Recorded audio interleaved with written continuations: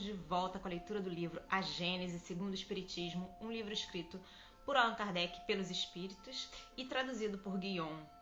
Hoje a gente vai refletir sobre a seguinte questão: como a gente pode explicar que, em alguns casos, o instinto pode ser superior à inteligência que raciocina? Bom, o livro diz o seguinte: se se considerar o instinto uma inteligência rudimentar, como se há de explicar que, em certos casos, seja superior à inteligência que raciocina? Como explicar que torne possível se executem atos que esta não pode realizar? Bom, se ele é atributo de um princípio espiritual de especial natureza, qual vem a ser esse princípio? Pois que o instinto se apaga, dar-se-á que esse princípio se destrua? Se os animais são dotados apenas de instinto, não tem solução o destino deles e nenhuma compensação os seus sofrimentos, o que não estaria de acordo nem com a justiça, nem com a bondade de Deus.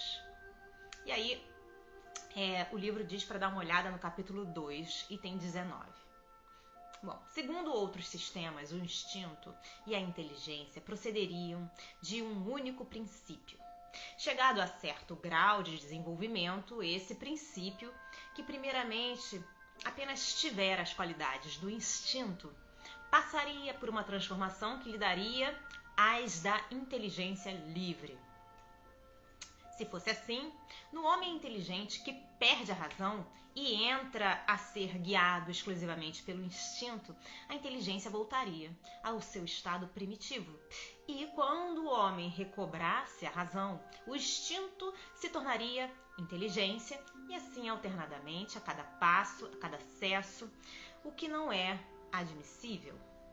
Aliás, muitas vezes o instinto e a inteligência se revelam simultaneamente no mesmo ato. No caminhar, por exemplo, o movimento das pernas é instintivo.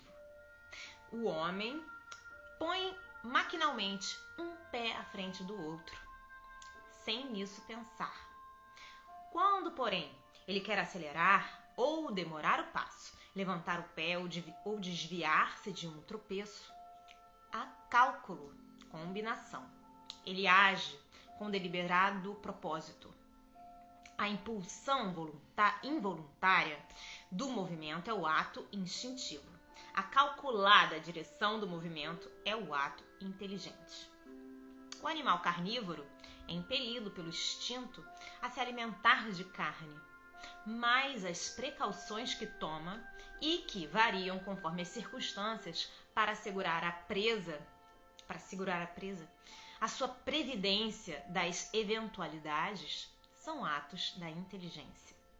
Outra hipótese, que em suma se conjuga perfeitamente à ideia da unidade de princípio, ressalta do caráter essencialmente previdente do instinto e concorda com o que o Espiritismo ensina no tocante às relações do mundo espiritual com o mundo corpóreo.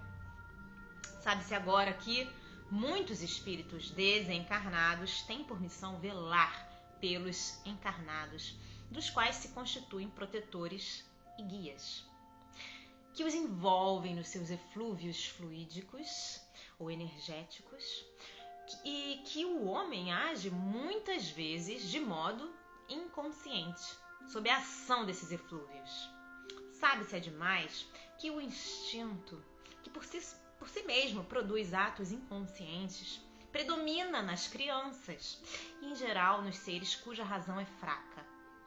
Ora, segundo esta hipótese, o instinto não seria atributo nem da alma, nem da matéria, não pertenceria propriamente ao ser vivo, seria efeito da ação direta dos protetores invisíveis que supririam a imperfeição da inteligência, provocando os atos inconscientes necessários à conservação do ser.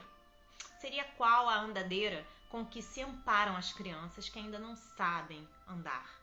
Então, do mesmo modo que se deixa gradualmente de usar a andadeira, à medida que a criança se equilibra sozinha, os espíritos protetores deixam entregues a si mesmos os seus protegidos à medida que estes se tornam aptos a guiar-se pela própria inteligência. Assim, o instinto, longe de ser produto de uma inteligência rudimentar e incompleta, se-lo-ia de uma inteligência estranha, na plenitude da sua força, inteligência protetora, que supriria a insuficiência quer de uma inteligência mais jovem, que aquela compeliria a fazer, inconscientemente para seu bem, o que ainda fosse incapaz de fazer por si mesma, quer de uma inteligência madura, porém momentaneamente tolhida no uso de suas faculdades, como se dá com o homem na infância e nos casos de idiotia e de afecções mentais. Diz-se, proverbialmente, que há um Deus para as crianças, para os loucos e para os ébrios. É mais veraz do que se supõe esse ditado. Aquele Deus, outro, não é senão o espírito protetor que vela pelo ser incapaz de se proteger, utilizando-se da sua própria razão. Bom, gente, ficamos por aqui por hoje. Eu espero que vocês estejam gostando dessa leitura tanto quanto eu. Deus abençoe a todos. Um beijo grande. Até a próxima. Tchau, tchau.